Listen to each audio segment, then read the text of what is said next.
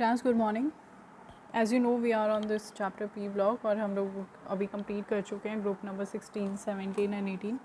I hope you guys are done with the NCERT questions. और अगर आपने questions पूरे कर लिए हैं और अगर आपको समझ आ गए हैं क्वेश्चंस, आपसे क्वेश्चन सॉल्व हो रहे हैं majority, then this group 15 is going to be just revision for you. ठीक है, तो इसको ग्रैब करने में आपको ज़्यादा टाइम नहीं लगेगा. आप ईजीली इससे you can go through it easily.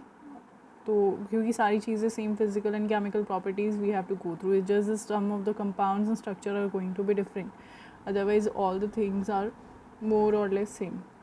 So considering group 15 is going to have these elements: nitrogen, phosphorus, arsenic, antimony, that is Sb, and in last we have bismuth. Okay, so these are the compounds that we will be considering in group 15. So nitrogen, as you know, comprises 78% by volume of the atmosphere, and in earth crust it is also found in the form of sodium nitrate. Next, it can be found as potassium nitrate. So these are kind of forms in which nitrogen can be found, and moreover it can be found in proteins. तो आपको पता है proteins जो होते हैं that are made up of amino acids. तो amino acids हम लोग पढ़ेंगे, they are made up of ammonia and COOH functional group. तो उसमें हम लोग पढ़ेंगे. Next we have this phosphorus के compounds. Phosphorus के minerals if you are considering, then they are found in the form of mainly in the form of phosphates. तो आपको दिख रहा है कि आप इसे कैल्शियम फॉस्फेट के फॉर्म में ले सकते हैं. फ्लोरोपेटाइट होता है, CaF2 और CaNPO4/6. तो ये कुछ कंपाउंड्स हैं जिसमें फोस्फोरस मिलता है. इसके अलावा फोस्फोरस के जो प्रोटीन है, that is phosphoproteins. If nitrogen is been replaced by phosphorus, then phosphoproteins are going to be formed, and that form is present in milk and egg. ठीक है, it is a form of protein and that is found in eggs and milk. Arsenic, antimony, bismuth however are found in the form of sulfides. तो generally sulfides की form में मिलते हैं. तो इनकी अगर हम लोग कुछ एटॉमिक प्रॉपर्टीज़ यहाँ पर टेबुलेट करके लिखी हुई हैं, तो इनके जनरल ट्रेंड्स हम यहाँ पर कंसिडर करते हैं. They just start with electronic configuration. So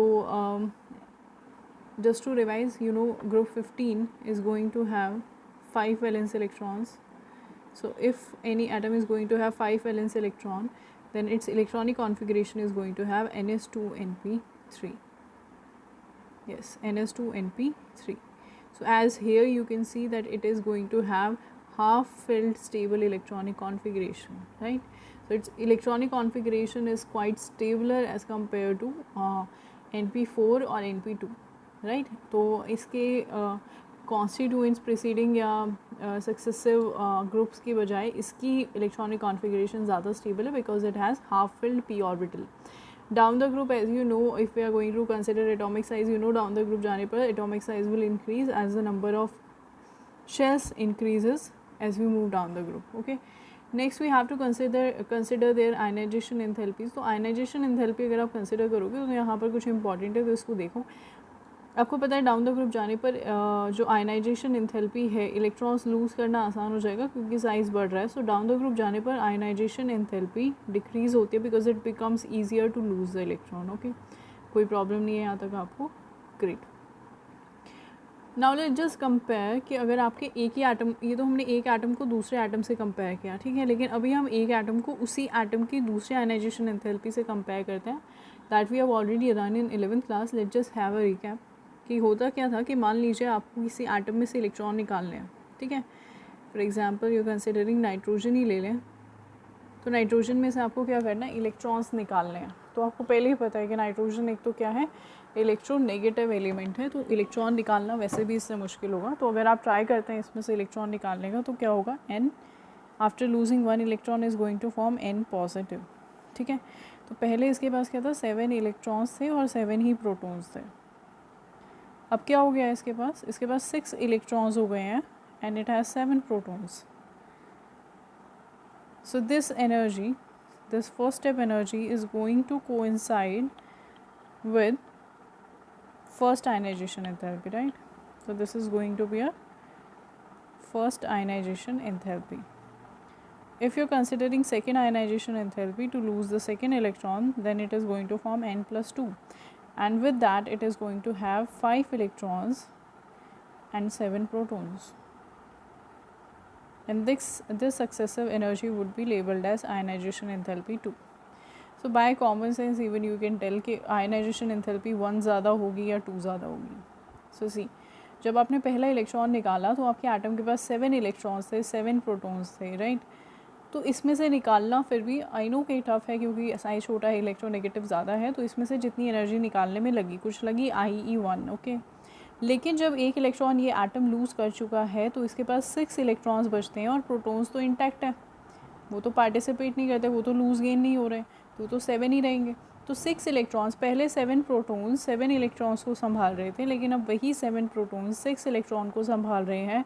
तो आपको पता होगा कि अब इफ़ेक्टिव न्यूक्लियर चार्ज इंक्रीज़ हो गया है. क्या हो गया?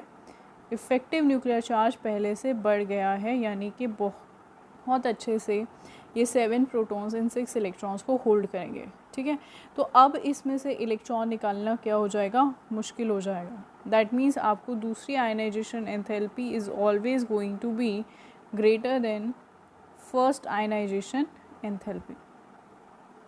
पहली आयनाइजेशन एंथैल्पी से दूसरी आयनाइजेशन एंथैल्पी हमेशा क्या होती है? ज़्यादा. यहाँ पर फर्स्ट आएगा.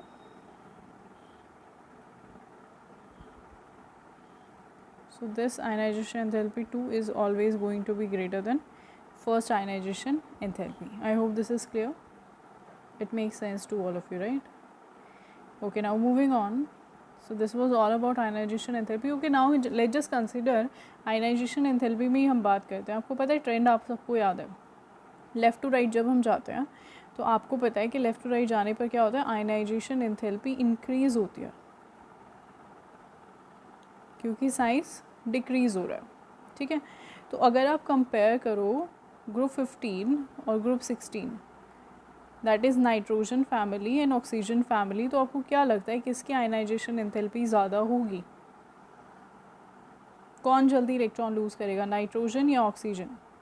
तो ट्रेंड के अकॉर्डिंग अगर आप जाओगे, आपको पता है 15 से 16 पर जाने पे साइज़ छोटा हुआ, वो साइज़ छोटा होने की वजह से ऑक्सीजन का इलेक्ट्रॉन लूज़ करना मुश्किल हो गया, तो इसकी आयनाइजेशन एंथैल्पी हायर होगी. बट एक्चुअली होता क्या है कि नाइट्रोजन की आयनाइजेशन एंथैल्पी हाई होती है because you know that nitrogen has electronic configuration that is stable. It has NS2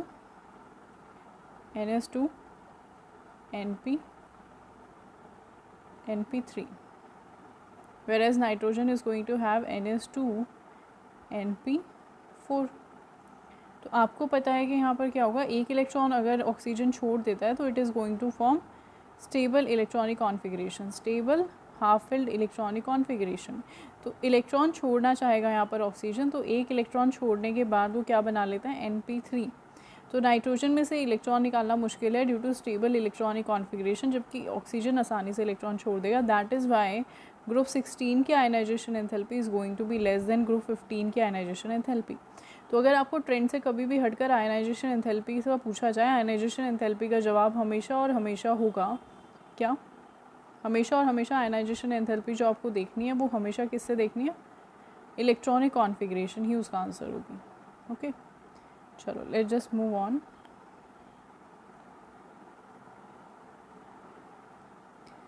the next thing that we will be considering here is electronegativity. तो आपको पता है कि ये जो कंपाउंड्स हैं इनके पास 3 इलेक्ट्रॉन की कमी है, तो इलेक्ट्रॉन गेन करना प्रेफर करेंगे. बट द थिंग इज़ कि डाउन द ग्रुप जाने पर क्या होगा? तो आपको पता है डाउन द ग्रुप जाने पर क्योंकि इफ़ेक्टिव न्यूक्लियर चार्ज डिक्रीज़ हो रहा है और साइज़ इंक्रीज़ हो रहा है, तो आपके प्रोटॉन के लिए मुश्किल है बाहर से आने वाले इलेक्ट्रॉन को हैंडल करना. सो ये जो न्यूक्लियस है इसके जितना ज़्यादा डिस्टेंस बढ़ता चला जाएगा, इसके लिए मुश्किल हो जाएगा बाहर से इलेक्ट्रॉन को अपनी तरफ अट्रैक्ट करना. सो डाउन द ग्रुप जाने पर साइज़ इंक्रीज़ होता है जिसकी वजह से इलेक्ट्रोनेगेटिविटी डिक्रीज़ होती है. Now coming on to its physical properties, तो इसको देखेंगे हम कि जनरली पॉली एटॉमिक स्टेट में एग्जिस्ट करते हैं. ठीक है, डाई नाइट्रोजन की फॉर्म में आपका नाइट्रोजन एग्जिस्ट करता है, दैट इज़ N2. आपको पता है ट्रिपली बॉन्डेड होता है ये, जबकि बाकी सब किसकी फॉर्म में रहता है? सॉलिड मेटालिक फॉर्म में रहता है. सॉलिड स्टेट में रहता है. For example you have phosphorus that is P4, arsenic है, then bismuth and antimony, all of them are in solid state. And that is because round the group जाने पर metallic character increase होता है and metals tend to be found in solid state. So this nitrogen and phosphorus here are non-metals. Arsenic and antimony are considered as metalloids and bismuth is pure metal. ठीक है. So ऊपर के ये जो दो elements हैं, this nitrogen and phosphorus, they are non-metals, while arsenic and antimony are going to be metalloids. जबकि आपके पास ये जो bismuth होता है वो क्या होगा, metallic form में रहेगा. So these are some of their physical properties. Now considering their melting and boiling point, so down the group, you know, as the size increases, wonderful forces of attraction increases. Therefore, down the group, your melting and boiling point increase. ठीक है. Chemical properties पर आते हैं. इनकी chemical properties की बात करेंगे तो इसमें सबसे पहले हमें ऑक्सीडेशन स्टेट देखना है. And now without getting confused in oxidation state, as I have already told and we have discussed कि ऑक्सीडेशन स्टेट किस पर डिपेंड करती है. Let's just take the scale.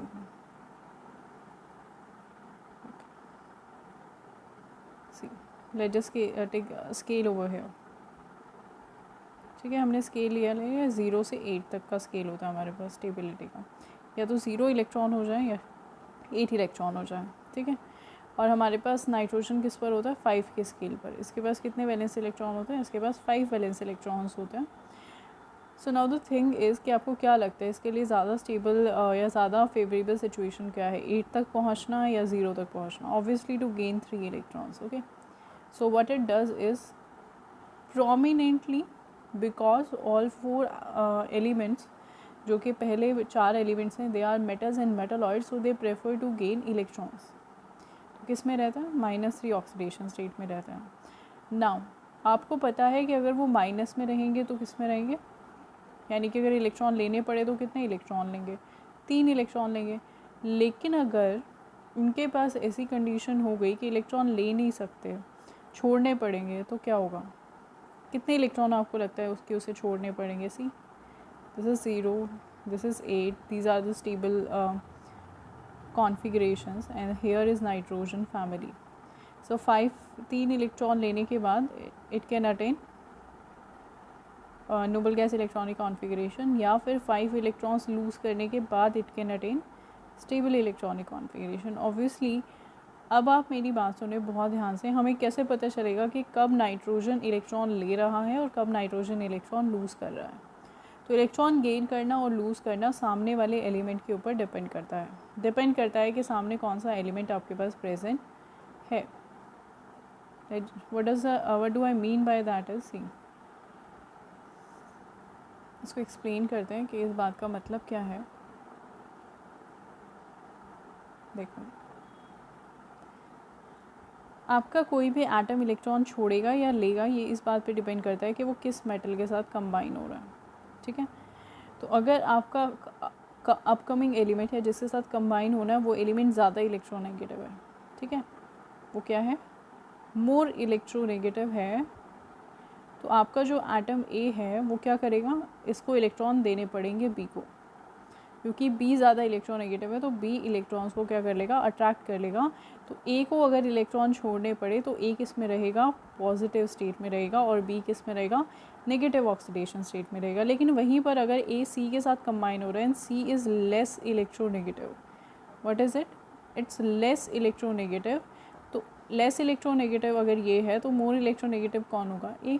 तो ए इलेक्ट्रॉन ले लेगा, तो उस केस में अगर ये इलेक्ट्रॉन ले रहा है तो माइनस में रहेगा और सी किस में रहेगा, प्लस में. और आपको पता ही अगर लेने हुए तो कितने लेगा, 3, तो -3 में रहेगा. और अगर छोड़ने हुए तो कितने छोड़ेगा, 5. तो +5 और -3. लेकिन छोड़ने के टाइम पर एक और बात भी आती है. आपको पता है कि छोड़ने के टाइम पर 5 इलेक्ट्रॉन जो हैं वो एक ही सबशेल में नहीं है. 2 इलेक्ट्रॉन जो हैं वो s ऑर्बिटल में हैं और 3 और इलेक्ट्रॉन जो हैं वो p ऑर्बिटल में हैं. Right, this is the electronic configuration ना, ns2 np3. तो आपको पता है कि s जो है वो ज़्यादा अंदर की तरफ प्रेजेंट होता है. तो इसको निकालने के लिए, न्यूक्लियस के ज़्यादा करीब प्रेजेंट है, इसको निकालने के लिए ज़्यादा एनर्जी चाहिए. तो अगर इतनी एनर्जी नहीं है तो सिर्फ 3 ही इलेक्ट्रॉन छूटेंगे, तो +3 में रहेगा. किस में रहेगा, +3 में. और अगर ज़्यादा दे दोगे तो किस में रहेगा, +5 में। तो 5 इलेक्ट्रॉन छोड़ देगा ये अगर आप ज़्यादा एनर्जी देते हैं, और अगर नहीं देते हैं तो +3।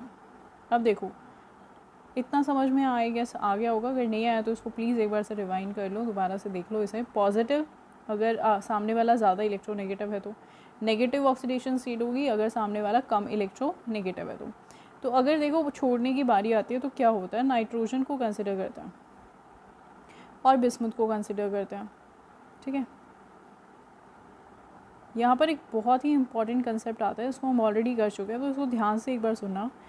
नाइट्रोजन की electronic configuration 1s2 2s2 2p3, whereas bismuth की क्या होगी, 7 तक जाएगी। ठीक है, तो 7s पर आने से पहले क्या आ चुका होगा, 4d 3d आ चुका होगा, 4d आ चुका होगा, 4f आ चुका होगा, 5f आ चुका होगा। इसके बाद क्या आएगा, 7s आएगा, उसके बाद 7p आएगा। तो इधर देखें यहाँ पर क्या हो रहा है, यहाँ पर इस वाले p ऑर्बिटल के लिए जो इलेक्ट्रॉन शील्ड करेंगे वो कौन करेंगे, s ऑर्बिटल शील्ड करेंगे। और यहाँ बिस्मुथ के लिए जो इफेक्टिव न्यूक्लियर या न्यूक्लियर चार्ज को जो शील्ड कर रहे हैं वो कौन है, d है, f है, f है। ऑल्दो इसके पास s और p भी होगा, लेकिन यहाँ पर देखो जितना ऐसा था इसके पास 7 इलेक्ट्रॉन्स थे। ठीक है, बिस्मुथ का atomic number I have to see what it is, इसका एक बार एटॉमिक नंबर देखते हैं।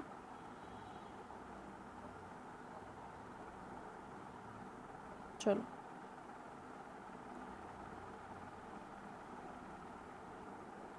Here it is 83। ठीक है, तो इसका एटॉमिक नंबर 83 है, तो इसके पास कितने इलेक्ट्रॉन्स हो जाएंगे, इसके पास हो जाएंगे 83 प्रोटॉन्स। ठीक है,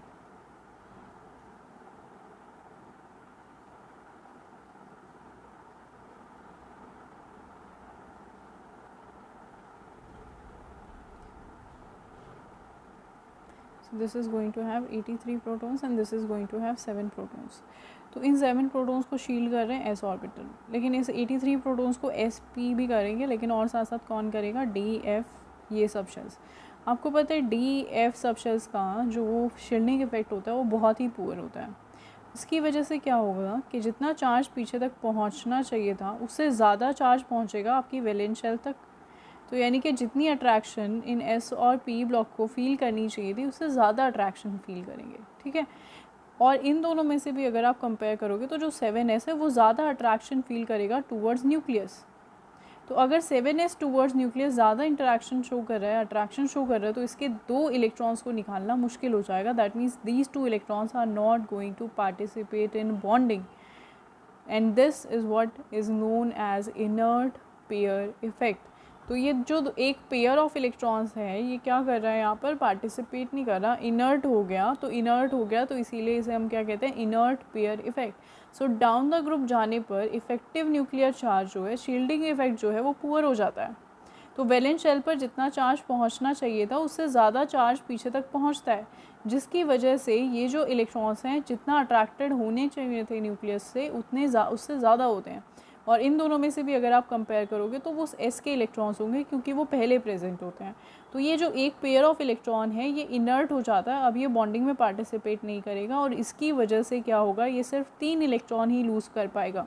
तो बिस्मुथ कौन सी ऑक्सीडेशन शो कर पाएगा, ऑक्सीडेशन स्टेट सिर्फ +3, इसके लिए +5 शो नहीं हो पाएगी, +5 बिस्मुथ के लिए स्टेबल नहीं होगी due to inert pair effect. And that is why you have learn कि डाउन द ग्रुप जाने पर मैक्सिमम ऑक्सीडेशन स्टेट से 2 कम ऑक्सीडेशन स्टेट क्या हो जाती है, स्टेबल। क्योंकि 2 कम क्यों हुई, जो 2 इलेक्ट्रॉन एस ऑर्बिटल में थे वो क्या हो गए, इनर्ट हो गए हैं, उनको निकालना मुश्किल हो गया। ठीक है, तो इसीलिए वो क्या हो गए, इनर्ट हो गए हैं। तो ये इनर्ट पेयर इफेक्ट की वजह से डाउन द ग्रुप जाने पर stability of +3 oxidation state increases. यहाँ से बहुत ही इंपॉर्टेंट क्वेश्चन अराइज होते हैं, उनको समझने की आप थोड़ी सी कोशिश करेंगे तो आपको याद नहीं करनी पड़ेगी कोई भी चीज़। एक छोटा सा सवाल आपसे पूछा जाएगा कि आपको बताना है कि bismuth +5 is an oxidizing agent. Why? Bismuth +5 is an oxidizing agent. Why? Bismuth +5, आपको पता है 5 इलेक्ट्रॉन बिस्मुथ के लिए निकालना मुश्किल है, ये तो किस में ज़्यादा स्टेबल रहता है, ये रहता है +3 में। तो बिस्मुथ अपने आप को किस में कन्वर्ट करना चाहेगा, +3 ऑक्सीडेशन स्टेट में कन्वर्ट करना चाहेगा, and for that it will gain 2 electrons. तो जिसके भी इलेक्ट्रॉन गेन करेगा उसको ऑक्सीडाइज कर देगा, that is why it is going to be oxidizing in nature. तो इस तरीके से आपसे सवाल पूछे जा सकते हैं कि सी आपको बोला जा सकता है कि arsenic +3 is an oxidizing agent. देखो आपको बोल देगा आर्सेनिक जो है +3 फॉर्म में अगर है तो वो क्या होगा, अच्छा रिड्यूसिंग एजेंट। लेकिन बिस्मुथ ऐसा नहीं करता, क्यों? आर्सेनिक रिड्यूसिंग एजेंट है, दैट मीन्स व्हाट, +3 में है, +5 में आपको पता है ज़्यादा स्टेबल रहेगा। तो +5 में जाने के लिए क्या करेगा, ये 2 इलेक्ट्रॉन लूज़ करेगा, और जिसको भी ये 2 इलेक्ट्रॉन देगा उसका रिडक्शन हो जाएगा। That is why arsenic 3 is going to be reducing in nature. So I hope oxidation state आपको समझ में आई होगी, इट्स नॉट दैट डिफ़िकल्ट। तो अगर आपने अभी तक सब पढ़ा है अच्छे से तो it's just revision for you. चलें इसको देख लेते हैं what it has written over here. So the common oxidation states as you know are -3, +3 and +5. तो ये तो हमने देखा ही अभी कि ये इनकी कुछ कॉमन ऑक्सीडेशन स्टेट्स होंगी, ठीक है। The tendency to exhibit -3 oxidation state decreases down the group. जैसे जैसे आप नीचे जाएंगे इलेक्ट्रॉन गेन करना मुश्किल हो जाएगा, तो नीचे जाने पर इलेक्ट्रॉन गेन नहीं होते, तो -3 ऑक्सीडेशन स्टेट देखने को आपको कम मिलेगी, क्योंकि नीचे जाने पर मेटालिक करेक्टर बढ़ेगा, तो इलेक्ट्रॉन लूज़ करना आसान हो जाएगा, तो प्लस में रहेंगे नीचे वाले। लेकिन प्लस में भी कैसे, +5 ऑक्सीडेशन स्टेट की स्टेबिलिटी डाउन द ग्रुप जाने पर डिक्रीज हो जाएगी due to inert pair effect. क्या होगा, due to inert pair effect. तो किसकी बढ़ जाएगी, +3 की। 2 इलेक्ट्रॉन इनर्ट हुए हैं ना, तो 2 इलेक्ट्रॉन कम, दैट मीन्स +3। अब नाइट्रोजन के लिए +5 शो करना पॉसिबल नहीं है, because you know it do not have any d orbital. तो ये क्या करता है, ये +1 +2 और +4 शो करता है, दैट मीन्स +1 +2 +3 एंड +4। ये 4 ऑक्सीडेशन स्टेट्स आपका नाइट्रोजन शो कर सकता है, ठीक है। तो this is all about their oxidation state. Now let's just see, आगे चलते हैं।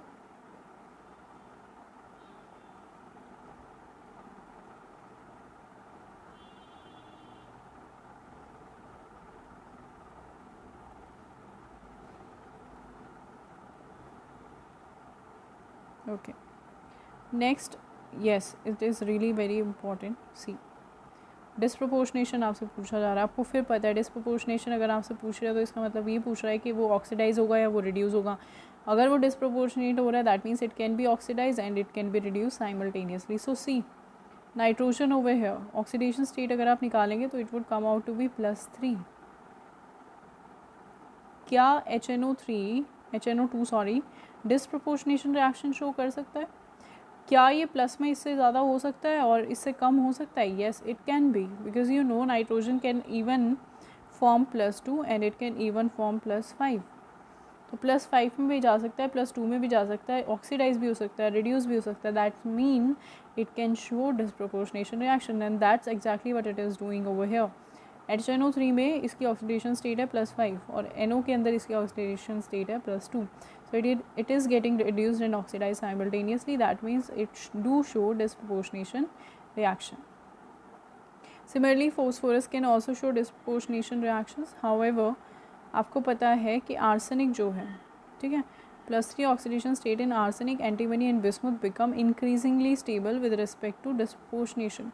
तो अगर +3 ऑक्सीडेशन स्टेट आर्सेनिक, एंटीमनी और बिस्मुथ में आए तो ये डिस्प्रोपोर्शनेशन नहीं शो कर पाएगा, क्योंकि आपको पता है +5 से ज़्यादा +3 स्टेबल है, तो ये +5 में जा नहीं पाता। तो +5 में नहीं जाएगा, ऑक्सीडाइज नहीं होगा, सिर्फ रिड्यूस होगा, तो डिस्प्रोपोर्शनेशन रिएक्शन शो नहीं कर सकता। Okay, now again because you know that nitrogen do not have d orbitals, so its covalency is only limited to what? Its covalency is just limited to 4।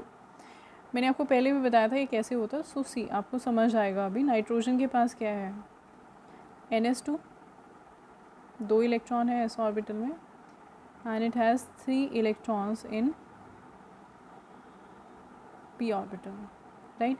तो अगर इसको bond बनानी हुई तो ये क्या करेगा, आपको पता है सिंगल सिंगल बॉन्ड्स तो ऐसे बन जाएंगी, 3 बॉन्ड तो यहाँ से बन गई, तो ये क्या होंगी, कोवेलेंट बॉन्ड होगी, नॉर्मल जैसे बनती है। But it can even form one more bond and that could be coordinate bond. हो सकता है ये दोनों इलेक्ट्रॉन ही, अनपेयर्ड तो नहीं हो सकता ना ये, क्योंकि आपके पास डी ऑर्बिटल तो अब है नहीं फर्दर, और तो ये इलेक्ट्रॉन तो आप एक्साइट करा नहीं सकते हो।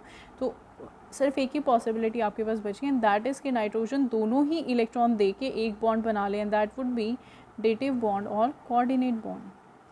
तो नाइट्रोजन 4 बॉन्ड तक बना सकता है, जिसके अंदर 3 तो सिंपल कोवेलेंट बॉन्ड होंगी और एक क्या होगी, कोऑर्डिनेट बॉन्ड होगी। तो इस तरीके से नाइट्रोजन 4 बॉन्ड्स बनाएगा। तो हाइड्रोजन फॉस्फोरस कैसे 5 बॉन्ड्स बना सकता है वो देखो, जिसके पास भी डी ऑर्बिटल है वो तो अपनी कोवेलेंसी एक्सपैंड कर सकता है, and by that I mean कि it can excite its electron in d orbital. यहाँ से इलेक्ट्रॉन हट के डी ऑर्बिटल में जा सकता है। तो अगर ये इलेक्ट्रॉन डी ऑर्बिटल में जाएगा तो क्या होगा, देखो यहाँ एक इलेक्ट्रॉन रह जाएगा और ये इलेक्ट्रॉन यहाँ पहुँच जाएगा। Now count the number of unpaired electron, it's going to be 1 2 3 4 and 5। So that's how they can expand their covalency up to 5।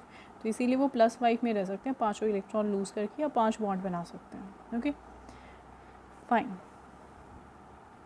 Now let's just move on. Okay here you can see phosphorus is making up to 6 bonds, d orbital खाली है तो F negative आके जो 6th orbital है उसमें लग जाएगा and it can form PF6, so they can expand their covalency. Now see, because हमें पता है कि हर ग्रुप का पहला एलिमेंट क्या करता है, बाकी एलिमेंट से डिफरेंट बिहेवियर शो करता है। So similarly nitrogen is going to show anomalous behaviour. ठीक है, इसके नोट्स आप खुद बनाने की कोशिश करना। मैंने भी जो इससे पहले आपको पढ़ाया है वो नोट्स मैंने NCERT से ही बनाए थे। सो नाउ यू नो कि आपको नोट्स कैसे बनाने होते हैं। तो आप देख चुके हैं एक बार, तो देख चुके हैं तो समझ चुके होंगे कि नोट्स बनते कैसे हैं। तो उसको देख के आप खुद ही बना सकते हैं, अपने पॉइंट्स लिख सकते हैं। That would be much easier and याद करने के लिए भी वो आपके लिए बहुत आसान होगा। अगर आप अपने नोट्स खुद बनाते हैं, that means you are going to store that information for a longer time in your secondary memory. Okay, now coming on to nitrogen का एनामोलस बिहेवियर। आपको पता है कि इसका एनामोलस बिहेवियर होता ही क्यों है, हमने पढ़ा था 4 रीज़न की वजह से। That is smaller size, high electronegativity, high ionisation enthalpy and non availability of d orbital. ठीक है, तो इसका एनामोलस बिहेवियर का एग्जाम्पल या प्रॉपर्टीज़ देखो क्या क्या होती है। It can form p pi bonding. I have already explained it in group 16। उसमें मैंने एक्सप्लेन किया था कि क्योंकि पी ऑर्बिटल इन्वॉल्व होता है पाई बॉन्ड बनाने में, तो पी पाई मल्टीपल बॉन्डिंग होती है। तो अगर आप N2 का मॉलिक्यूल देखते हो, आप क्या करते हो, अगर यहाँ पर N2 मॉलिक्यूल को देखते हो, सी अगर आप N2 मॉलिक्यूल देखते हो तो उसमें आपको पता है नाइट्रोजन ट्रिपल बॉन्ड जो बना रहा है, तो उसके अंदर एक सिग्मा है और 2 पाई हैं। तो ये जो 2 पाई होती हैं उसमें इसका भी p ऑर्बिटल इन्वॉल्व है और इसका भी p ऑर्बिटल इन्वॉल्व है। That is why these 2 bonds are going to be known as p pi multiple bonds. Okay, so that's what we mean by p pi, it's nothing else than that. Okay, now coming on to the next anomalous behavior, and that is it can form p pi multiple bonding by itself. ठीक है, अपने ही दूसरे atom के साथ ही combine हो सकता है, या फिर कार्बन ऑक्सीजन जैसे छोटे एटम्स के साथ कंबाइन हो सकता है। इसके अलावा जो दूसरे एलिमेंट्स हैं वो p पाई मल्टीपल बॉन्डिंग नहीं कर सकते, क्योंकि उनका p ऑर्बिटल नहीं इन्वॉल्व होगा। उनका कौन सा ऑर्बिटल इन्वॉल्व होगा, d। ठीक है, उनके पास d ऑर्बिटल है तो वो d पाई बॉन्डिंग करेंगे। Okay, next is that nitrogen exist as a diatomic molecule. ये डाई एटॉमिक की फॉर्म में रहता है ट्रिपल बॉन्ड बना के, लेकिन बाकी सब नहीं रह पाते। और इसी वजह से नाइट्रोजन जो होता है, आपसे पूछा जाएगा N2 गैस जो होती है वो रूम टेम्परेचर पे क्या होती है, बहुत ही इनर्ट होती है, रिएक्ट नहीं करती। क्यों? क्योंकि इसको तोड़ना, 3 बॉन्ड बनाना ना, ट्रिपल बॉन्डेड है, तो इसकी बॉन्ड्स को तोड़ना बहुत मुश्किल है। तो इसकी वजह से इसकी जो डिसोसिएशन एंथैल्पी होगी, bond dissociation enthalpy, that would be really high. तो इसीलिए क्या होता है, इनर्ट होता है। लेकिन इसी के कॉन्ट्रेरी अगर आप फॉस्फोरस, आर्सेनिक और एंटीमनी को देखेंगे, there single bonds are really stable. मैंने आपको बोला कि ये ग्रुप आपके लिए रिवीजन होने वाला है, अगर आपने बाकी सभी ग्रुप्स बहुत अच्छे से पढ़े हैं तो। इसका मतलब देखें, अब आपसे सवाल अगर पूछा जाए कि नाइट्रोजन क्यों नहीं ऐसे एग्जिस्ट करता, नाइट्रोजन तो N2 बना रहा है लेकिन फॉस्फोरस P4 बना रहा है, ऐसा क्यों? क्योंकि आपको पता है नाइट्रोजन के single bond is not going to stable, इसकी सिग्मा बॉन्ड स्टेबल नहीं होती। क्यों? क्योंकि लोन पेयर रिपल्शन बहुत ज़्यादा, नाइट्रोजन का साइज़ क्या है, छोटा, तो ये लोन पेयर्स आपस में बहुत करीब होंगे, तो लोन पेयर रिपल्शन की वजह से ये बॉन्ड स्टेबल नहीं होंगी, और अगर ये बॉन्ड स्टेबल नहीं है तो it can not form 2 to 3 bond, जो कि फोस्फोरस कर रहा है, 3 बॉन्ड बना रहा है ना फोस्फोरस। एक्चुअली फोस्फोरस 6 बॉन्ड बनाता है सिंगल, इस तरीके से। इसका स्ट्रक्चर हम पढ़ेंगे तो आपको पता चलेगा। तो वो यहाँ पर क्या कर रहा है, हर फोस्फोरस 3 बॉन्ड बना के प्रेजेंट है, ठीक है। तो आप देख सकते हो हर फोस्फोरस 3 बॉन्ड बना रहा है। तो 3 बॉन्ड क्यों बन रहे हैं, क्योंकि स्टेबल है, इसके जो लोन पेयर हैं वो एक दूसरे से दूर दूर है, तो यहाँ पर लोन पेयर रिपल्शन कम है, तो इसीलिए stability of single bond is greater. तो इसीलिए क्या करता है, नाइट्रोजन सिर्फ डायटोमिक स्टेट में रहता है, लेकिन बाकी सब क्या रहते हैं, पॉलीएटॉमिक स्टेट में रहते हैं। इट्स एग्जैक्टली सेम जब हमने ऑक्सीजन और सल्फ़र का केस डिस्कस किया था कि ऑक्सीजन O2 में रहता था और सल्फ़र S8 में रहता था, तो तब भी हमने देखा था कि ऐसा क्यों हो रहा था। Okay, now moving on. However single देखो N2 बहुत स्ट्रॉन्ग या स्टेबल मॉलिक्यूल है, इसकी बॉन्ड्स बहुत स्ट्रॉन्ग है, इनको तोड़ना मुश्किल है, लेकिन इसकी ये जो सिग्मा बॉन्ड की अगर आप बात करो, सिर्फ सिग्मा बॉन्ड की, तो ये वीक होती है due to lone pair repulsion, ठीक है। तो इस बात को ध्यान से समझना है, रट्टे अगर मारोगे तो बस इतना ही याद कर पाओगे कि N2 की बॉन्ड स्ट्रॉन्ग होती है, फिर वो पूछ लेगा NN की बॉन्ड क्यों वीक होती है, तब आप फिर कंफ्यूज हो जाओगे। तो समझने की कोशिश करो, N2 के अंदर सिग्मा बॉन्ड के साथ साथ 2 पाई बॉन्ड भी हैं, इसलिए स्ट्रॉन्ग हो गया। लेकिन अगर आप इसके सिर्फ सिंगल बॉन्ड को फोस्फोरस की सिंगल बॉन्ड से कंपेयर करो तो ऑब्वियसली ये ज़्यादा होगी due to less lone pair repulsion, ठीक है। तो इसीलिए नाइट्रोजन की कैटिनेशन प्रॉपर्टी कम होती है, it has less tendency to combine with its own atoms, जबकि फोस्फोरस और आर्सेनिक की ज़्यादा होती है, ठीक है। वही अभी हमने देखा है, वो पॉलीएटॉमिक स्टेट में रहता है, नाइट्रोजन डायटोमिक स्टेट में रहता है। So that's the reason for it. अभी मैंने आपको बोला कि बाकी सब डी पाई बॉन्ड बना सकते हैं, लेकिन ऑब्वियसली नाइट्रोजन नहीं बना सकता क्योंकि उसके पास डी ऑर्बिटल ही नहीं है। तो डी पाई बॉन्ड बनाएगा कैसे? डी पाई बॉन्ड का मतलब देखो, डी पाई पी पाई का मतलब क्या है। For example this molecule, question भी एनसीईआरटी का एक्सरसाइज में आपको मिल जाएगा, that this R3P double bond O। आपको पता है यहाँ पर कितनी बॉन्ड्स बन रही है फोस्फोरस की, काउंट करो ज़रा, 3 और 2 यहाँ पर 5 बॉन्ड्स बनने के लिए फोस्फोरस ने ज़रूर अपना इलेक्ट्रॉन एक्साइट करा के डी ऑर्बिटल में भेजा है। सारी सिग्मा बॉन्ड बनने के बाद पाई बॉन्ड बनती है, तो ये पाई बॉन्ड कहाँ से बनी होगी, डी ऑर्बिटल से। तो फोस्फोरस का कौन सा ऑर्बिटल इन्वॉल्व है, डी ऑर्बिटल इन्वॉल्व है पाई बॉन्डिंग में। ऑक्सीजन के पास तो डी ऑर्बिटल होता नहीं, तो इसने ये जो पाई बॉन्ड बनाई है वो कैसे बनाई होगी, पी ऑर्बिटल से। तो इसके पाई बॉन्ड में कौन सा ऑर्बिटल है, p. That is why this bond is known as d pi p pi bond, ठीक है। ये कुछ नहीं है, बस ये बताता है कि एक एटम का डी ऑर्बिटल दूसरे एटम का पी ऑर्बिटल इन्वॉल्व है पाई बॉन्ड बनाने में। तो फोस्फोरस ऐसा कर सकता, नाइट्रोजन ऐसा नहीं कर सकता, राइट। नाइट्रोजन ऐसा नहीं कर पाएगा तो क्या होगा, उसके पास तो डी ऑर्बिटल नहीं है, तो वो D pi p pi bond नहीं बना सकता। तो इसका मतलब R3 P double bond N, मतलब फोस्फोरस की जगह अगर आप नाइट्रोजन को रख दोगे तो ये वाला मॉलिक्यूल नहीं होता, लेकिन ये वाला मॉलिक्यूल बनता है। क्यों? क्योंकि इस मॉलिक्यूल में भाई D pi p pi bonding हो रही है, इस एटम का डी ऑर्बिटल चाहिए, इस एटम का पी ऑर्बिटल चाहिए। अब नाइट्रोजन तो डी ऑर्बिटल है नहीं, 5 बॉन्ड ये बना नहीं सकता, तो इसीलिए D pi p pi bonding इसके लिए पॉसिबल नहीं है। तो यहाँ पर ये मॉलिक्यूल एग्जिस्ट नहीं करेगा और ये मॉलिक्यूल करेगा, and that's the question from NCERT exercise. तो इस तरीके से आपको सारी चीज़ें आपको इन बिटवीन ही मिल जाती हैं, आपको सिर्फ थोड़ा सा ध्यान से पढ़ना है, and that's how you are going to answer all the questions, ठीक है। तो अगर ध्यान से नहीं सुनेंगे या पढ़ेंगे बीच के सभी प्रॉपर्टीज़ को, तो you won't be able to answer the questions. Okay, now coming on to their some of their chemical properties. तो कुछ जनरल कैरेक्टरिस्टिक्स हम देखेंगे। We will consider their reaction with hydrogen. तो आपको पता है कि अगर हम इनको कंपेयर करें हाइड्रोजन से, तो हाइड्रोजन क्या है, पॉजिटिव है, इलेक्ट्रो पॉजिटिव, तो ये नेगेटिव में रहेंगे, हाइड्रोजन पॉजिटिव में। तो ये नेगेटिव में -3 में रहता है, हाइड्रोजन प्लस में +1 में रहता है, क्रॉस मल्टीप्लाई करेंगे EH3, so they are going to form compound with general formula EH3। For example NH3 PH3 BiH3, so trihalides ये बनाने वाले हैं, ठीक है।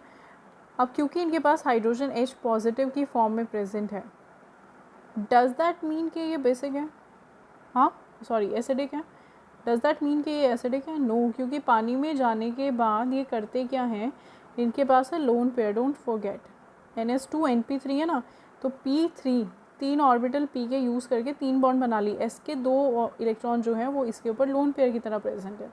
तो अगर इसके ऊपर लोन पेयर प्रेजेंट है तो ये पानी में जाने के बाद H पॉजिटिव नहीं छोड़ेगा, बल्कि पानी में जाने के बाद H के पॉजिटिव पर, पानी के H पॉजिटिव पर अटैक करेगा और H पॉजिटिव को ले लेगा। और अगर यहाँ से H पॉजिटिव को ले लिया तो पीछे कौन बचा, OH negative, and that is why they are basic in nature. तो हमेशा याद रखना, सिर्फ जिसमें H पॉजिटिव है उसको देखते ही एसिड नहीं बोल देना है। H पॉजिटिव का मतलब according to Arrhenius we have studied, H positive मतलब पानी में डालने के बाद H पॉजिटिव रिलीज़ हो। एसिड का मतलब क्या है, पानी में डालने के बाद H पॉजिटिव रिलीज़ होना चाहिए। लेकिन यहाँ पर अगर आप इसे फॉर एग्जांपल NH3 अमोनिया, सबको पता है बेस होता है।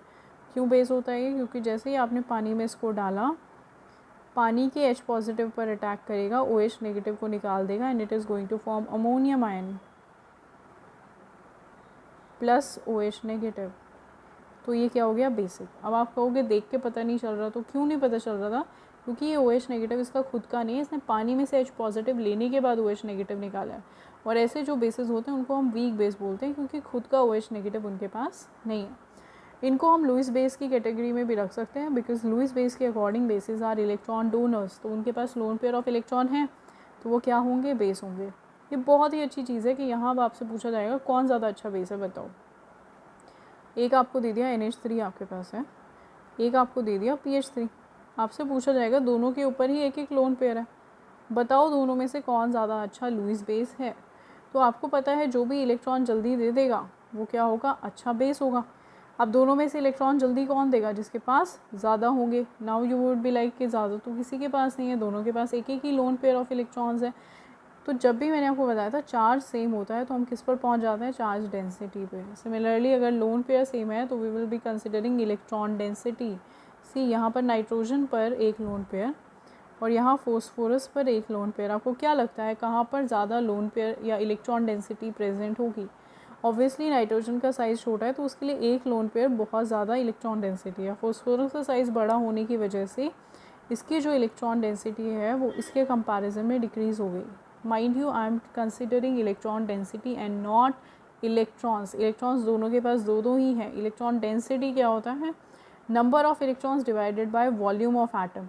तो इसका वॉल्यूम बढ़ गया तो इसकी इलेक्ट्रॉन डेंसिटी कम हो गई। तो नाइट्रोजन के पास ज़्यादा इलेक्ट्रॉन डेंसिटी है तो इसलिए क्या होगा, ज़्यादा अच्छे से इलेक्ट्रॉन दे पाएगा, and that is why ammonia is going to be a stronger base than PH3।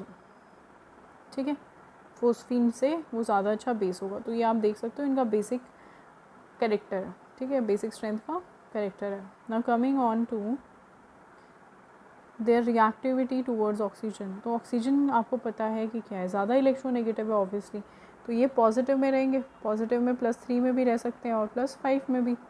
Oxygen minus में रहेगा, तो अगर +3 में है तो क्या बनाएंगे, E2O3 सॉरी, +5 में है तो E2O5 बनाएंगे। हालांकि नाइट्रोजन +1 +2 भी शो कर सकता है ऑक्सीजन के साथ, तो उसका हम एक्सेप्शनल बिहेवियर है बाद में स्टडी करेंगे। अदरवाइज़ ये इनके जनरल ऑक्साइड्स होते हैं।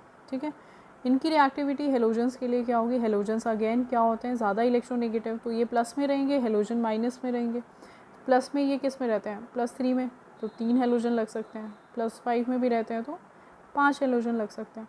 तो इस तरीके से ट्राई हेलाइड या पेंटा हेलाइड बना सकते हैं। हालांकि नाइट्रोजन सिर्फ और सिर्फ क्या बना सकता है, ट्राई हेलाइड, और उसमें भी सिर्फ और सिर्फ ट्राई क्लोराइड भी नहीं बना सकता। फिर इससे क्वेश्चन पूछ लेंगे, हर लाइन से क्वेश्चन आपसे पूछा जा सकता है इनऑर्गेनिक में। तो बहुत ही कंसेप्चुअल चीज़ें, अगर रट्टे मारते चले जाओगे तो मैंने आपको पहले भी बताया था 250 क्वेश्चन याद करने पड़ेंगे। That is really not possible out of the human range. एक चैप्टर के लिए 250 क्वेश्चन याद करना, तो थोड़ा सा कॉमन सेंस आप लगाते चलो, आपको खुद ही आंसर मिलते चले जाएंगे। कि nitrogen NCl is not known while NF3 is known. Actually known होता है but this is not stable while this is stable. तो ऐसे क्यों, ये आपने पढ़ा भी है। ठीक है, इस कंपाउंड को आपने पढ़ा भी है। तो ये ज़्यादा स्टेबल नहीं होता, ये होता है क्यों, क्योंकि नाइट्रोजन का साइज़ छोटा है, 3 बड़े क्लोरीन एटम को वो अपने ऊपर एकोमोडेट नहीं करा सकता। तो सिर्फ फ्लोराइड ही इसका स्टेबल होता है, बाकी क्लोराइड इसके स्टेबल नहीं होंगे। Okay, now coming on to the next thing. अच्छा, डाउन द ग्रुप जाएंगे तो किसकी स्टेबिलिटी बढ़ जाएगी, ट्राई हेलाइड की। ठीक है, पेंटा हेलाइड की कम हो जाएगी, ट्राई हेलाइड की बढ़ जाएगी, क्योंकि डाउन द ग्रुप जाने पर +3 की ऑक्सीडेशन स्टेट बढ़ रही है, इसकी स्टेबिलिटी बढ़ रही है, ठीक है, +3 ज़्यादा स्टेबल है ऑक्सीडेशन स्टेट। मेटल के साथ रिएक्ट करना है, मेटल आपको पता है पॉजिटिव में, ये नेगेटिव में, तो अगर ये नेगेटिव में रहेंगे तो -3 में रहेंगे, मेटल के साथ जुड़ना है। अगर मेटल +1 में है तो क्या बनाएंगे EM3, और अगर मेटल +2 वाला है तो क्या बना लेंगे E2M3। तो इस तरीके से ये मेटल से कंबाइन करते हैं। फॉर एग्जांपल आप यहाँ देख सकते हो, जिंक +2 में रहता है तो Zn3Sb2 लग गया, कैल्शियम +2 में रहता है तो 3 कैल्शियम के साथ 2 फॉस्फोरस लगेंगे, नाइट्रोजन के साथ कंबाइन हो सकता है तो नाइट्राइड, फोस्फाइड, अमोनीटाइड, एंटीमोनाइड, तो इस तरीके से, और बिस्मुथाइड बना सकते हैं और आर्सेनाइड बना सकते हैं। तो इस तरीके से पीछे जब वो नेगेटिव स्टेट में जाता है तो आइडाइड लगता चला जाता है, तो उनके नाम के पीछे आइड लग जाएगा, ठीक है। तो इस तरीके से बना सकते हैं, मेटल के साथ रिएक्शन कर सकते हैं। तो आपने देखा भी है कि फोस्फेट्स के साथ तो फोस्फोरस जो है, फोस्फाइड जो है वो बहुत ही कॉमन है, तो इसके कंपाउंड्स तो वैसे भी नोन होते हैं। Okay, so that's it for today class. हम लोग आज केमिकल प्रॉपर्टीज़ तक ही डिस्कस करेंगे। नेक्स्ट क्लास से हम लोग उनके कंपाउंड्स को पढ़ना शुरू करेंगे, डाई नाइट्रोजन पढ़ेंगे, then we will have oxides of nitrogen. तो ये काफ़ी इंपॉर्टेंट होने वाले हैं। यहाँ तक के NCERT क्वेश्चंस और आप इंटेक्स क्वेश्चंस ट्राई कर लेंगे, ठीक है। जैसे कुछ क्वेश्चंस दिए हुए हैं तो आप इनको ट्राई करने की कोशिश करना, हो जाने चाहिए। और यहाँ तक के नोट्स आप खुद प्रिपेयर करें, अपनी फेयर नोटबुक आप साथ साथ प्रिपेयर करते चलें ताकि आपको बाद में कोई बर्डन ना हो। एंड एज़ यू नो कि असाइनमेंट आपको सबमिट करना है जल्दी से, तो अगर जैसे ही ग्रुप 15 ख़त्म होगा आपको पूरे इस चैप्टर के इंटेक्स और एक्सरसाइज क्वेश्चन सॉल्व मुझ तक सबमिट करने होंगे after the doubt class. Okay class, thank you so much, we will be continuing it in the next lecture.